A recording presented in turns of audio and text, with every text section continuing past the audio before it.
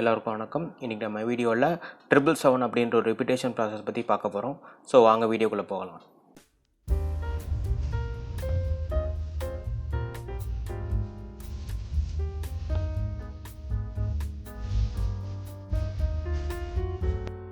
Triple seven repetition process அப்படின்னா, உங்களுக்கு ஏதாவது ஒரு விஷயம் மேனிஃபெஸ்ட் ஆகணும். அந்த சென்டென்ஸ் எடுத்துகிட்டு காலையில் ஒரு 7 வாட்டி, ராத்திரி தூங்க போகிறதுக்கு முன்னாடி ஒரு 7 வாட்டின்னு சொல்லிட்டு 7 நாளைக்கு எழுதிட்டு வரணும் கண்டினியூஸாக.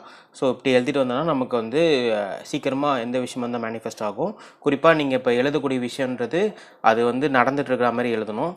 ஸோ ஃப்யூச்சரில் எழுதக்கூடாது. ஸோ இது ரொம்ப முக்கியமானது ஒன்று. இந்த மெத்தடோட மிகப்பெரிய அட்வான்டேஜ் என்ன பார்த்தீங்கன்னா, இந்த மெத்தட் வந்து எல்லாருக்குமே சூட் ஆகும். ஒர்க்கிங் ப்ரொஃபஷனாக இருந்தாலும் சரி, பிஸ்னஸ் பீப்புளாக இருந்தாலும் சரி. ஏன்னா நீங்கள் மார்னிங் ஒரு 7 டைம்ஸ் எழுதுவீங்க, நைட் ஒரு 7 டைம்ஸ் எழுதுவீங்க.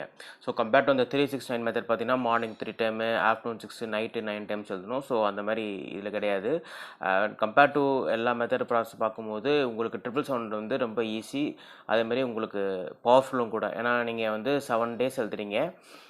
அட் த டைம் நீங்கள் வந்து morning 7 times, night 7 times. So அதனால் இப்போ ரொம்ப ஓவர்லேப் பண்ணாமல், ரொம்ப கீழே எழுதாமல் ஒரு மீடியமான ஒரு ப்ராசஸ் சொல்லுவோம் 777 மெத்தட்ன்றது. ஸோ இதுதான் அந்த மெத்தடோட அட்வான்டேஜஸ். எல்லாருக்கும் இந்த வீடியோ பிடிச்சிருக்கும் நம்புகிறேன். ஸோ உங்களுக்கு ஏதாவது டவுட் இருந்தால் கமெண்ட் செக்ஷன் மென்ஷன் பண்ணுங்கள், நான் அதுக்கு சொல்யூஷன் தரேன். ஸோ இந்த வீடியோ பார்த்ததுக்கு மிக்க நன்றி. Thank you very much.